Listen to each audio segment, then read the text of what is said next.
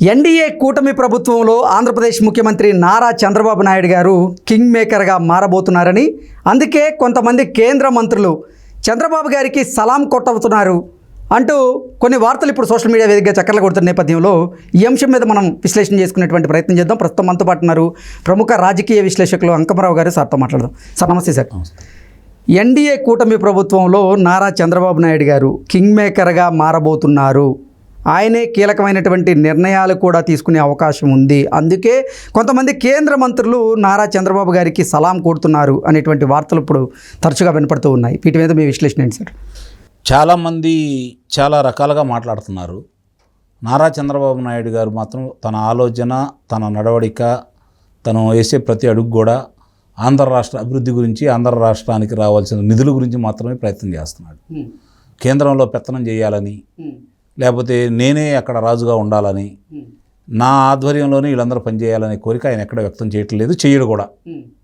ఆయనకు తెలిసినంత వరకు ఆయన ప్రతి శ్వాస కూడా ఆంధ్ర రాష్ట్ర అభివృద్ధి గురించి ఎలా వినియోగం. అంటే చంద్రబాబు గారు అయితే నిజంగా కేంద్రంలో కీలకంగా మారాలనేటువంటి ఆలోచనలో ఆయన లేరు. కానీ నిజంగా అసలు ఎన్డీఏ ప్రభుత్వంలో కీలక భాగస్వామిగా తెలుగుదేశం పార్టీ ఉన్నటువంటి నేపథ్యంలో కేంద్ర మంత్రులే చంద్రబాబు గారికి సలాం కొడుతున్నారు అన్నట్లుగా కొన్ని వార్తలు వస్తున్నాయి. అంటే ఆయన సలహాలు, ఆయన అనుభవం వాళ్ళకు ఉపయోగం కాబట్టి ఆయనతోటి ప్రసన్నంగా ఉండి, ఆయనతోటి చనువుగా ఉంటే ఎప్పుడు ఏ ఇబ్బందులు వచ్చినా ఆయన దాన్ని తీర్చగలడనే నమ్మకం వాళ్ళకు ఉండబట్టి.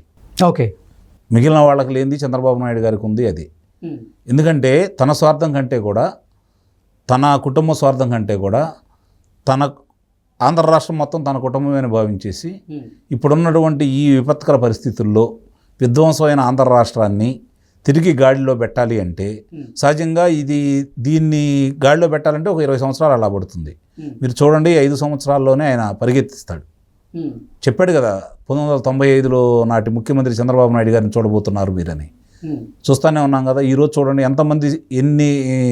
ఎంతమంది మంత్రులతోటి ఈరోజు ఒక్కరోజే ఆయన గడపబోతున్నాడు. రేపు ఎంతమంది, ఇది ఎప్పుడన్నా చూసామా? ఏ ముఖ్యమంత్రికైనా ఒకరి దగ్గరికి వెళ్ళి, ఇద్దరు దగ్గరికి వెళ్ళి ఇలా పని అయిపోతూ ఉంటుంది. 2.5 సంవత్సరంలోనే అమరావతి పూర్తి చేస్తాం నిస్సందేహంగా పరుగులు పెట్టిస్తాడు. అందుట్లో అనుమానం ఏముంది? ఆయన దగ్గర ఆయన మానసిక పుత్రిక అండి అమరావతి. అంగుళం ఆయన తెలుసు. ఎక్కడ ఏ కట్టడాలు నెలకొల్పాలా, ఎక్కడ రోడ్లు విస్తరణ చేయాలి, ఎక్కడ నీటి సముదాయాలు ఏర్పాటు చేయాలా, ఎక్కడ భవన సముదాయాలు ఏర్పాటు చేయాలా, మొత్తం ఆయన మనసులో ఉంది. ఆయన రూపురేఖలే కదా ఇవన్నీ, ఆయన రూపుదిద్దిందే కదా ఇది. కాబట్టి అమరావతికి ఎట్లా చేస్తే పురోగతి సాధించవచ్చు ఆయన క్షుణ్ణంగా తెలుసు. ఏమండి, ఇన్ని సంవత్సరాలు 5 సంవత్సరాల్లో పట్టిసీమ ద్వారా నీళ్ళు వచ్చినాయా? ఈరోజు పట్టిసీమ నీళ్లు మళ్ళీ కృష్ణమ్మలోకి గోదావరి జలాలు పరవలు దుక్కుతూ ఉన్నాయి కదా. ఇది ఎవరన్నా ఊహించారా? మోటార్లు కూడా నాశనం చేశారు కదా. ఆయన ఈ 10 రోజులు చేసింది అదే కదా. ఎక్కడ ఏం చేయాలి, ముందు యుద్ధ ప్రాతిపదికన చేయాల్సిన పనులు ఏంటనే కదా దృష్టి పెట్టుకుంది. ఇప్పుడు కృష్ణా పరివాహక ప్రాంతం 1,20,000 ఎకరాల భూమి సాగులోకి తీసుకురావడం కోసం పులిచింతల్లోనూ, శ్రీశైలంలోనూ, నాగార్జున సాగర్లో ఉన్న నీళ్లు నిలవబెట్టుకొని రేపు పొద్దున ఇబ్బందులు అప్పుడు దాన్ని ఉపయోగించుకోవడం కోసం ముందుగా పట్టిసీమ ద్వారా నీళ్ళు అందిస్తున్నాడు కదా. అంటే ఇక్కడ పరిపాలన పరంగానూ వేగం ఉంది, అలాగే అభియోగాలు ఎదుర్కొన్న వాళ్ళని అణచబట్టడంలో కూడా వేగమే ఉంది. చాలామంది చాలా రకాలుగా అనుకుంటున్నారు, కానీ జరుగుతున్నాయి. 20 రోజుల్లోనే ఇన్ని పనులు చేస్తే రేపు 5 సంవత్సరాలు ఎన్ని మంచి పనులు జరుగుతాయి ఆలోచించండి. పరిగెత్తిస్తున్నాడు ఆయన. ఇప్పుడు ఈరోజు ఢిల్లీలో ఉన్నారు, నిన్న వెళ్ళారు, వెళ్ళి ఖాళీ కూర్చోలేదు. ఈరోజు వివిధ శాఖ మంత్రులతోటి మాట్లాడేసి అన్నీ కూడా ఆయన మాట్లాడే ప్రతి శాఖ సంబంధించి ఆంధ్ర రాష్ట్రానికి ఉపయోగపడే శాఖలే.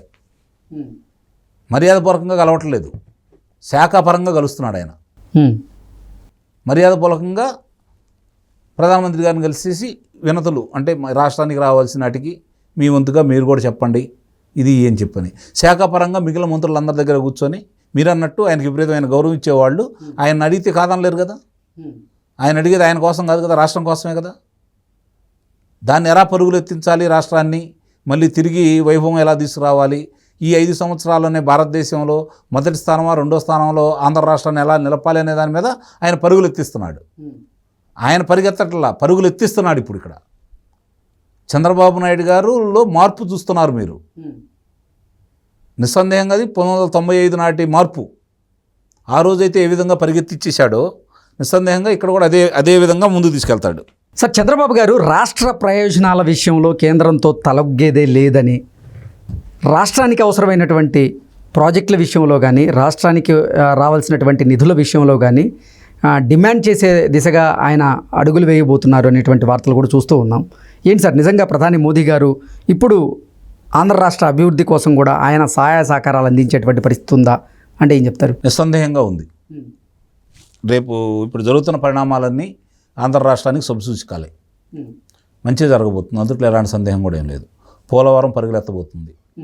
ఎందుకంటే మామూలుగా అయితే ఇప్పుడు జరుగుతున్న విధ్వంసాన్ని అది ఇంకా 2-3 సంవత్సరాలు పట్టిద్ది అంటున్నారు.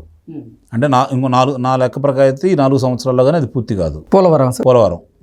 ఇక అమరావతి అనేది ఎటు పరుగులేదు. 2028 కల్లా పోలవరం అయిపోయే అవకాశం ఉందంటూ కూడా కొంతమంది తెలుగుదేశం పార్టీ నాయకులు. నిస్సందేహంగా ఇప్పుడు వీళ్ళు అనుకున్న దానికంటే అంచనాల మీద జరుగుతుంది కదా. 4 సంవత్సరాల్లో 72% చేయడం అనేది ఇంతవరకు భారతదేశ చరిత్రలో ఎక్కడ కూడా ఏ జలాశయానికి ఇట్లాంటి కార్యక్రమాలు చేపట్టలేదు కదా. జగన్మోహన్ రెడ్డి ప్రభుత్వంలో అసలు 4% పనులు మాత్రమే పూర్తయ్యాయన్నట్టు కూడా 3,385 కోట్ల రూపాయలు దాడి మళ్లించారు కేంద్రం నిధులు. అంటే వాళ్ళకి ఎంత శక్తి ఉందో ఆలోచించుకోవచ్చు కదా. గత ప్రభుత్వం ఏమో, తెలుగుదేశం ప్రభుత్వం ఏమో డబ్బులు ఖర్చు పెట్టి కేంద్రం నుంచి ఇంకా రాలేదు, ఈ ప్రభుత్వం దిగిపోయేసరికి ఆదానం కూడా వాడుకున్నారు. కేంద్రం పంపించిన నిధుల్లో 3,385 కోట్ల రూపాయలు ఈరోజు దాడులు మళ్లించారు కదా. చాలా స్పష్టంగా కనపడతానే ఉంది కదా. ఇప్పుడు చంద్రబాబు నాయుడు గారు నిన్న శ్వేతపత్రంలో చాలా వివరంగా, విపులంగా ఎక్కడ ఏమేమి విధ్వంసం జరిగింది, ఎక్కడేం జరిగిందని చెప్పి వివరంగా చెప్పారు కదా. దాన్ని ఒక్కోటి ఎలా పరిష్కరించుకుంటూ ముందుకెళ్ళాలి. ఇప్పుడు ఆ గ్యాప్లు పూడ్చినట్టయితే ఈ వరద వచ్చిందని వాళ్ళకి తెలుసు కదా. వరద వస్తుందంటే ఆ గ్యాప్లు పూడిస్తే ఆ ఇబ్బంది లేకుండా ఉండేది కదా. కానీ వాళ్ళు అలా చేయలేదు కదా. డయాఫ్రమ్ వాళ్ళు కావచ్చు, గైడ్ బండ్ కావచ్చు, ఇప్పుడు జరుగుతున్న విషయాలన్నీ కనుక ఒకసారి మనం చూసుకుంటా ఉంటే వాళ్ళకి దాని మీద ఆలోచన లేదు. బాగుపడాలి, రాష్ట్రం బాగుపడాలనే కోరిక లేదు. ఇరిగేషన్ ప్రాజెక్టులు కూడా అసలు ముందుకు కదిలినటువంటి పరిస్థితి లేదు. 68,000 కోట్ల రూపాయలు 2014 నుంచి 2019 వరకు 68,000 కోట్ల రూపాయలు ఈ జల సంఘం ఖర్చు పెట్టింది తెలుగుదేశం ప్రభుత్వం. వీళ్ళు వచ్చిన తర్వాత ఖర్చు పెట్టారు 20,000 కోట్ల రూపాయలు. కానీ ఎక్కడ పనులు జరిగినాయి, ఎట్లా అయిపోయినాయి ఈ ఖర్చు, ఎవరి దగ్గరికి వెళ్ళినాయి, ఇవన్నీ ఇప్పుడు బయటికి తీస్తున్నారు. పోలవరంలో జరిగిన విధ్వంసమే కాకుండా అక్కడ జరిగిన ఈయన ఏమన్నాడు, పోలవరానికి వెళ్ళి ఎన్నికల ప్రచారంలో భాగంగా కేంద్రమే కట్టాలా, మన దగ్గర డబ్బులు లేవా, మనం ఎందుకు కట్టకూడదు, నేను వీళ్ళకి 10 లక్షల రూపాయలు పరిహారం ఇస్తాను ముంపు బాధితులకి అని చెప్పి మాట్లాడాడు. ఏమైంది 5 సంవత్సరాల్లో?